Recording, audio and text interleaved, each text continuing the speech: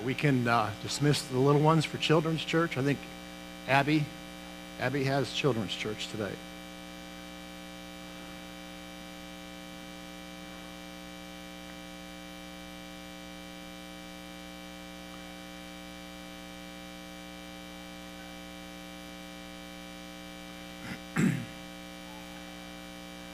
Before we get started, let's go to the Lord in prayer. God, I thank you for the opportunity to stand and speak your word. I just pray, Lord, that you'd help me to speak clearly. I pray, Lord, that I would only speak what you'd have me to say. I just pray for all of our hearts to be open this morning. And Lord, may you speak as you need to speak this morning to your people. Thank you for this opportunity, Lord, and I just want to honor you today. And I ask this in your name. Amen. 2 weekends ago, Annette and I were in Colony, Kansas, for Annette's family reunion. Colony is a very small town, population less than 400. And I suppose this town is not very significant to most people. But to Annette's family, it is a very special place. But before I get into why it's a special place, I need to give you a little background on Annette's family, on these family reunions. Pastor Greg, several times I've heard you say that when you married Kelly, you married up. I can relate to that. I think they also used to say above your station. You heard that term? Okay. Well, I did that as well. Annette's grandfather started out as a traveling evangelist in Kansas. This is the early 1900s, traveling by means of a horse with the guitar strung across his back. After meeting and then marrying Annette's grandmother, he became a Methodist minister, and over the years was assigned various pastorates throughout Kansas and in Oklahoma. All the churches that he pastored, for the most part, were pretty small. And back in those days, few people had money to pay a salary. So Annette's grandfather was typically paid in produce and in livestock. Potatoes, corn, green beans, chickens. And that was okay because Annette's grandparents were having quite a few children. And they ended up eventually with 12 children, one of which was Annette's father. So Annette's grandmother always believed that there was no greater calling than being a mother. And her husband, Annette's grandfather, really supported her in that. He, the grandfather, was a man of prayer, and so was his wife. Annette has told me that her grandmother would pray for her children every day, and then as the grandchildren started to come along, she would then pray for them every day as well.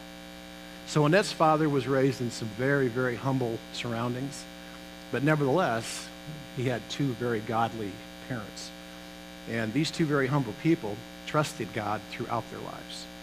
Despite the lack of finances, influence, resources, these two godly people produced 12 children, as I said, who then produced 65 grandchildren.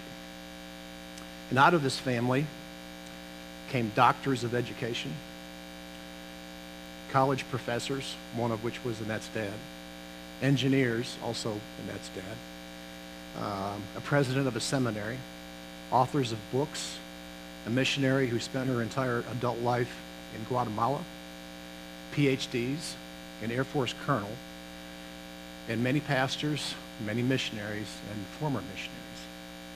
That's Annette's family. So, pretty intimidating, seems as though. But they aren't. They're not at all that way. I've been going to Annette's family reunion since 1977, and that was even before Annette and I were married. We were engaged at the time, but not yet married. And these family reunions typically start on a Friday night, and they go all day Saturday, and they always end with a church service. Sometimes the church service was in an elementary school gymnasium or a cafeteria, but there was always a church service, and always really enjoyed those.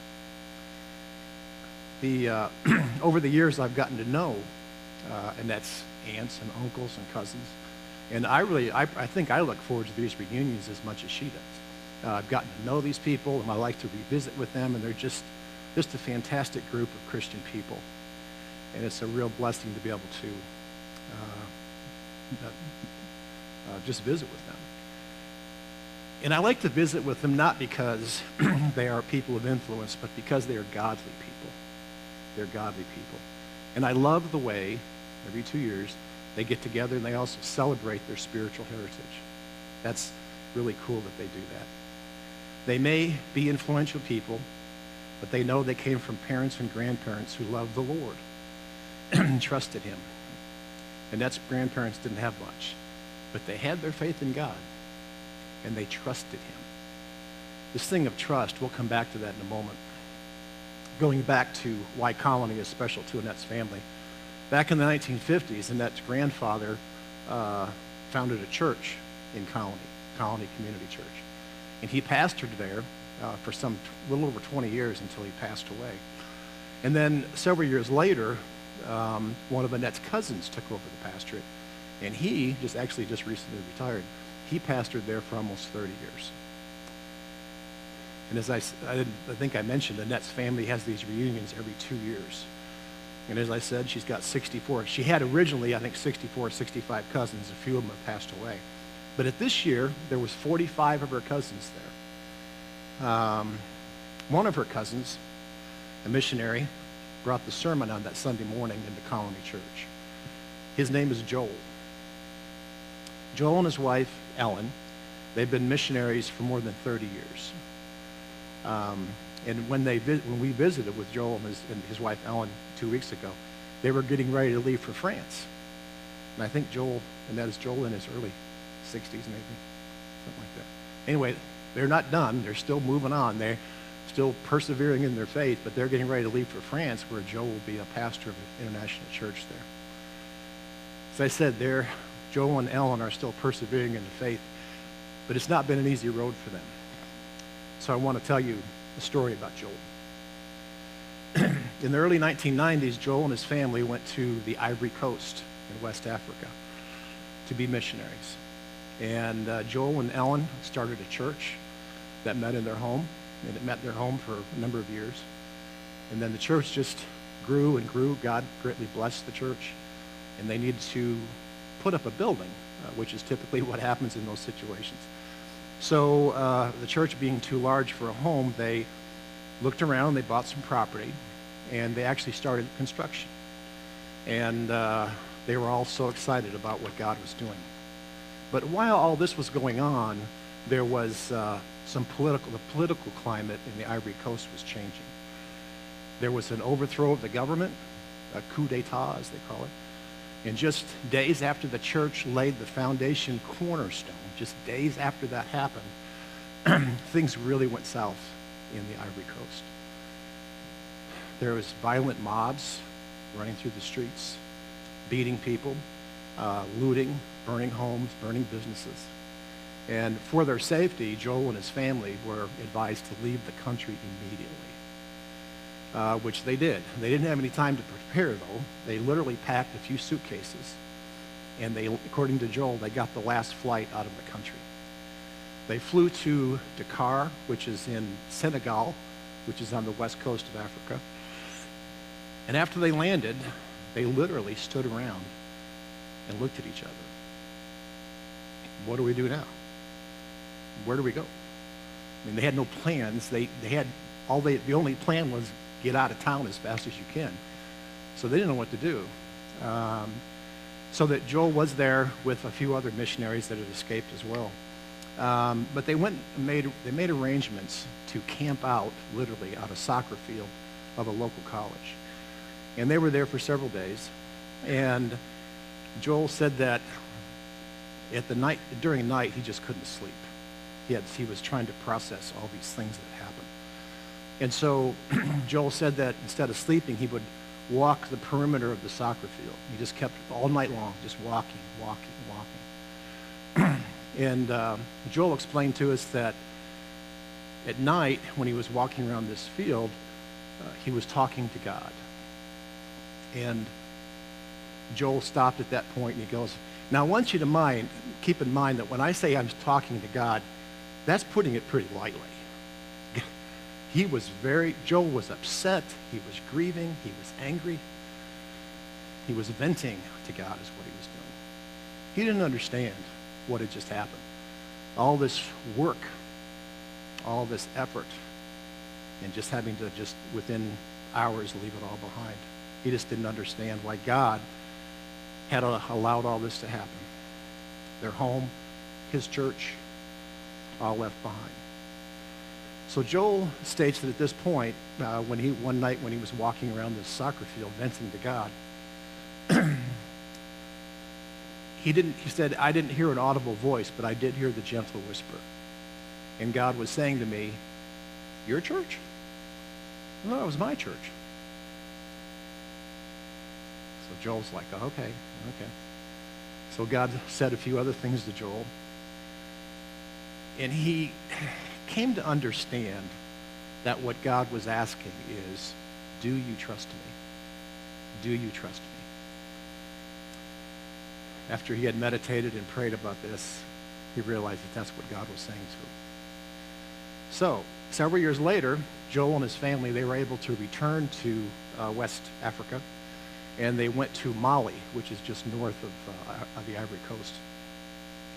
One day he was driving into the city on a 4-lane road. Now, Joel says that, and some of you that have been in third world countries can appreciate this.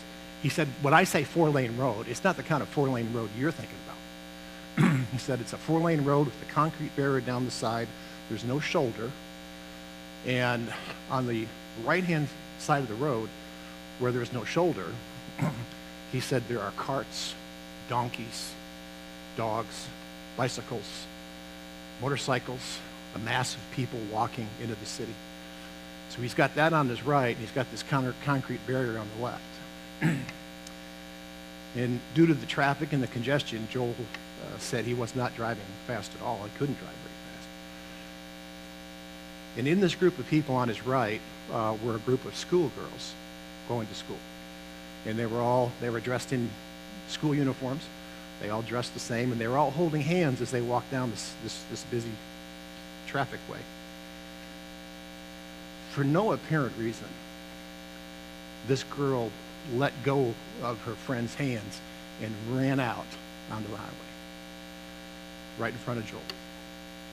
He had that concrete barrier on this side, traffic on this side, no place to go. All he could do was hit his brakes as hard as he could. But he was unable to stop before the car struck the girl. He jumped out of his car, ran to the girl, she was still breathing, and he prayed, crying out to God, God, I know you've raised people from the dead. Show yourself now. Well, moments later, the ambulance arrived, and the police arrived. So the girl was rushed to the hospital, and Joel was taken to the police station, where he was put into a cell. Joel told us that over there, it's not like America. Where here, if you get yourself in trouble with the law, you are presumed innocent until you're proven guilty. He said over there, it's just the opposite. You are presumed to be guilty until you can prove yourself to be innocent. Well, while Joel was in a cell, he heard and learned that the little girl did not survive. Well, and Annette and I remember when this was happening some years ago. Annette's family was praying for Joel because there was a very real possibility that Joel was going to be spending many, many years in prison in Africa, West Africa. Well, Joel eventually went to court and miraculously was released. Joel and his family then left Mali with very, very heavy hearts. Now, several years later, Joel was at a missionary conference, and a pastor friend of his asked him if he could pray for him.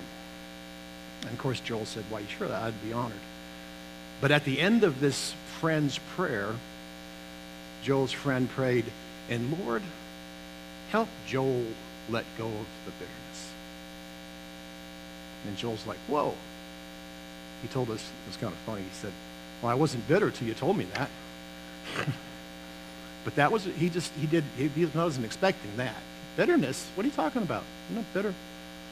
Well, again, Joel, thinking things over and listening to the Holy Spirit, he then went to his wife, and they prayed together, and they decided that they needed to fully surrender to God, to trust him, and they did.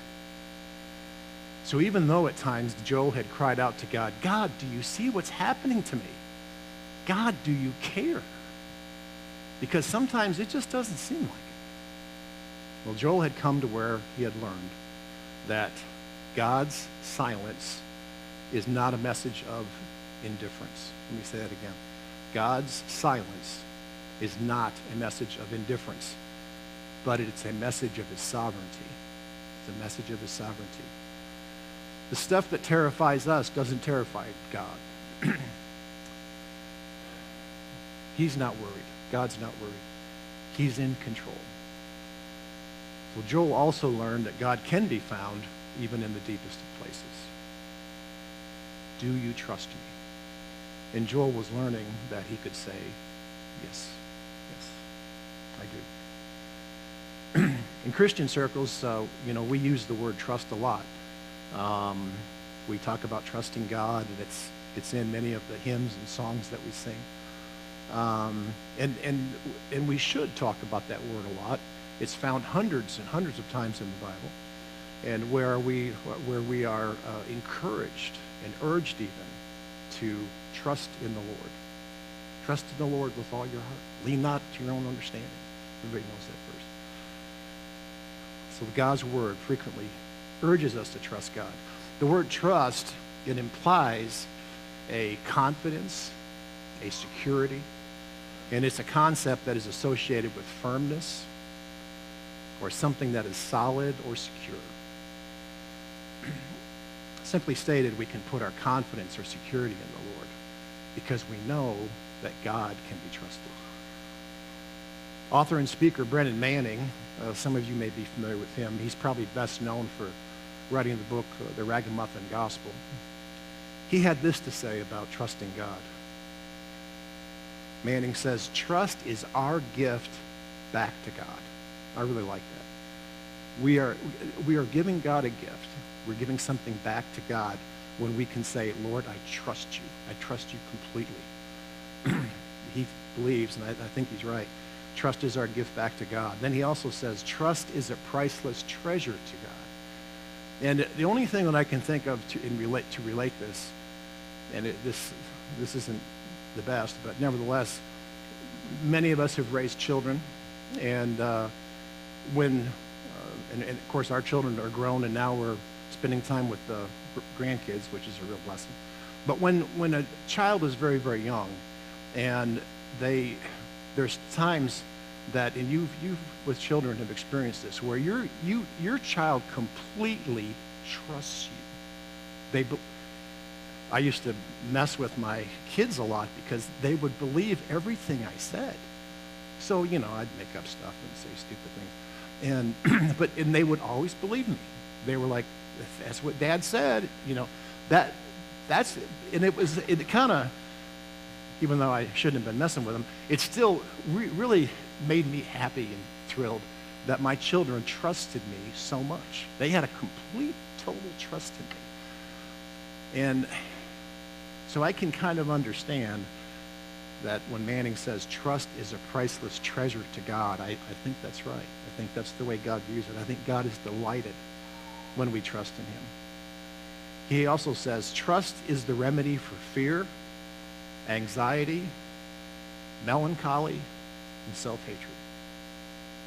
It's good stuff. Like I said, I do think he's right about our trust in God being a treasure to him. Hebrews 11:6 says, and without faith, it is impossible to please God.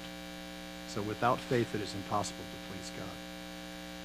Hebrews 11:1 says, now faith is being sure of what we hope for and certain of what we do not see.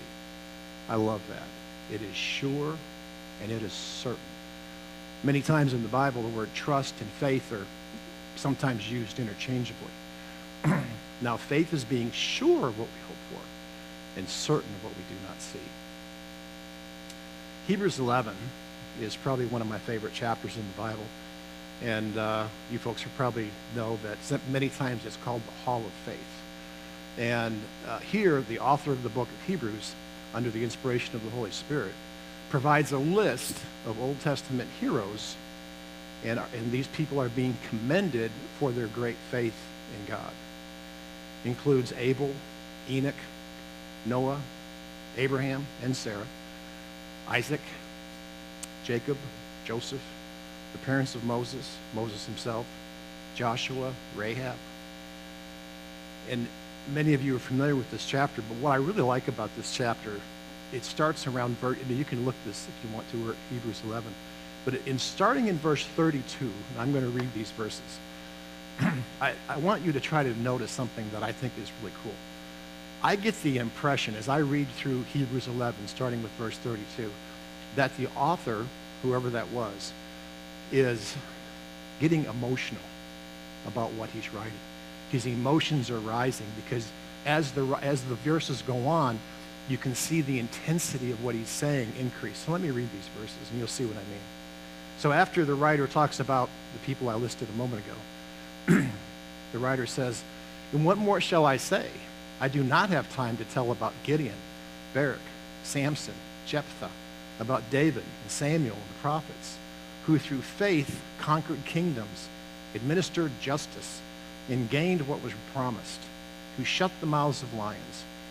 I can just feel the intensity building as this writer wrote this. "Quenched the fury of the flames and escaped the edge of the sword, whose weakness was turned to strength, who became powerful in battle and routed foreign armies. Women received back their dead, raised to life again. There were others who were tortured, refusing to be released so that they might gain an even better resurrection. Some faced cheers and flogging, even chains and imprisonment. They were put to death by stoning. They were sawed in two." By the way, it was tradition that Isaiah was sawn in two when they put him to death. "They were killed by the sword. They went about in sheepskins, in goatskins, destitute, persecuted, mistreated." And then I think the author is writing this, and he says this almost in disgust. He says, "The world was not worthy of them."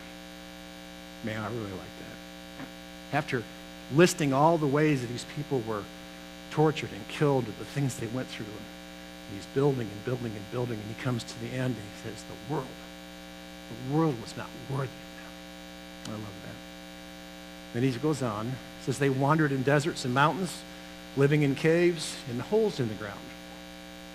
These were all commended for their faith." Yet, notice this last phrase, "Yet none of them received what had been promised." None of them had ever received what was promised. I'm going to go back just a little bit in this chapter because verses 13 through 16 help explain what that phrase means, I think. Starting in verse 13. "All these people were still living by faith when they died. They did not receive the things promised. They only saw them and welcomed them from a distance, admitting that they were foreigners and strangers on earth." People who say such things show that they are looking for a country of their own. If they had been thinking of the country they had left, they would have had opportunity to return. Instead, they were longing for a better country, a heavenly one. Therefore, God is not ashamed to be called their God, for he has prepared a city for them. So it's intriguing to me to think that these people that are listed there in chapter 11, they never saw the end of the story. It says none of them received what had been promised. They were truly living by faith, all those people. And they were fully, I have no doubt, fully trusting him. In fact, I have no doubt that if God collectively asked all the people listed there in Hebrews 11, "Do you trust me?" I have no doubt there would be a resounding, "Yes, yes we do." Many of them gave their lives. They knew what Joel had learned, that God is in control.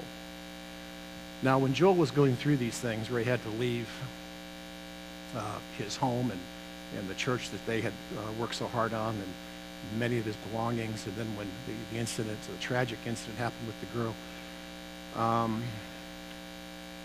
Through those things, Joel had been learning that God is in control. But during the time, Joel did not have clarity. He couldn't see clearly. He didn't understand what was going on. He didn't understand it. He couldn't see what was happening to him. But still, during that time, God was saying, Joel, you trust me? You trust me here? And Joel finally,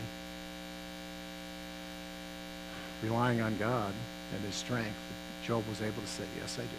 Yes, I do. These things don't make any sense. Don't know why these things happened, but I'm trusting you, God. You've got this. God is in control. I want to read you something I came across recently. And I do not know who the author is. It certainly wasn't me. But I always like to give credit where credit is due, but I don't know who wrote this. This is what this person wrote. Daniel 3 has been on my mind heavily for a month or two now, and particularly this one line. This one line wrecks me. The chapter is about how these three men, talking about Shadrach, Meshach, and Abednego, Daniel 3, how these three men won't lose faith, they won't deny God, they won't bow down and worship other gods or statues. They won't waver, even in the face of death. They are perfectly content with whatever outcome happens. If God saves them and rescues them from the blazing furnace the king wants to throw them into for not worshiping his gods, fine. But even if he doesn't, that's what the text says in Daniel 3. Those three men said, King, we are not bowing down to your statue. You can go ahead and throw us in the fire. And God may choose to rescue us out of the fire. But even if he doesn't, we're still not going to bow down to your statue. Even if he doesn't. They were fine with that too. So the king, as you know, does throw the three men into the fire. And then the king is shocked to see four people walking around in there. And it says the fourth looks like a god. So that phrase, even if he doesn't save your loved one, even if he doesn't fix your marriage, even if he doesn't solve your problems, or financially bless you, or keep a roof over your head, or give you children, or heal you, or make your depression and anxiety go away, you are not abandoned. You are not unloved. You are not unworthy. You are not being punished. You are not forgotten. But even if he doesn't rescue us from whatever blazing furnace we're thrown into, whatever flames we're walking through right now, whatever life has beaten us down with, whatever devastating situation we're in, Jesus is in the fire with us. No matter how bad it burns, no matter how bad it hurts, how scary it is, how broken we feel, we are never alone. This morning, God may be asking you, do you trust me? Do you trust me? And of course, only you can answer that question. I can tell you this, though, that God wants you to trust him. Not to just believe in him, but fully trusting, fully relying on him is what he really would love. He'd be delighted to receive that from you. God does love you despite whatever you're going through.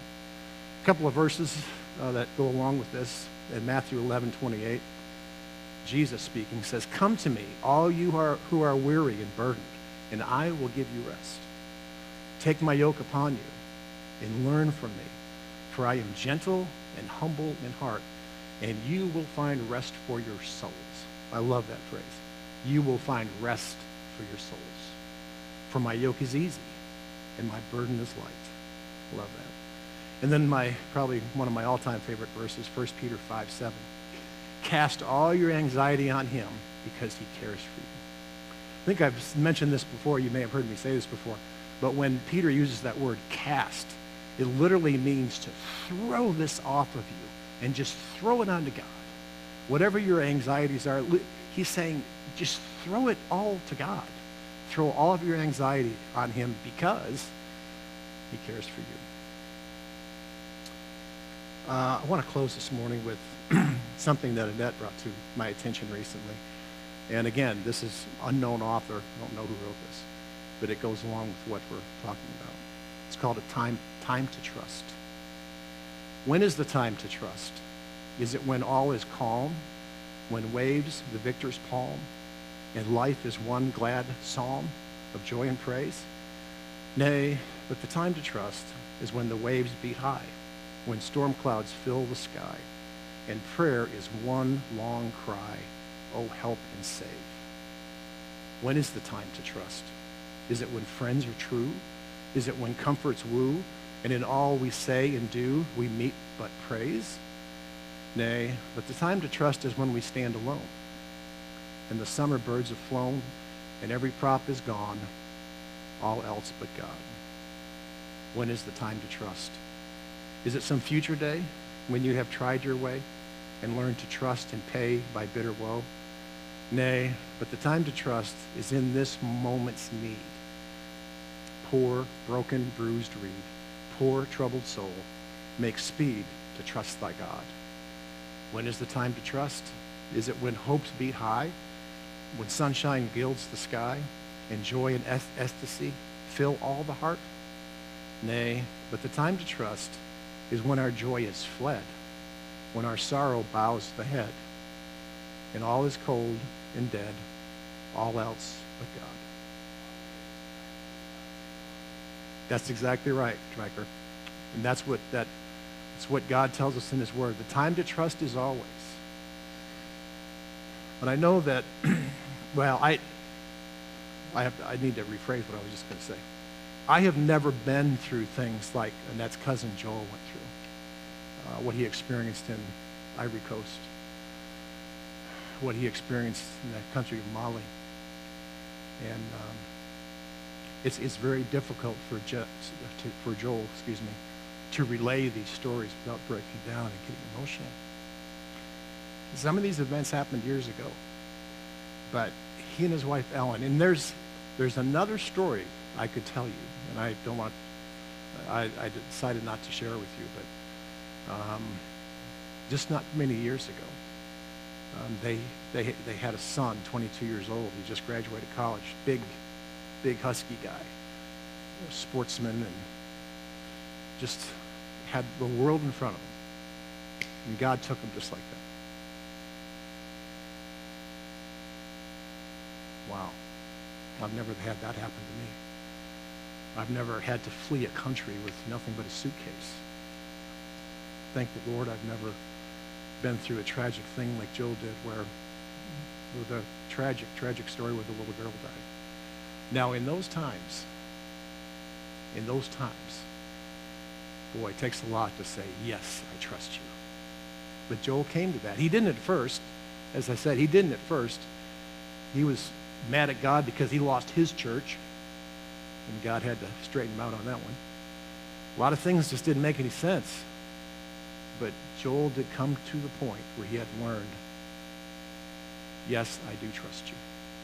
Despite all these things, God is God. He's in control. He's sovereign. Do you trust me?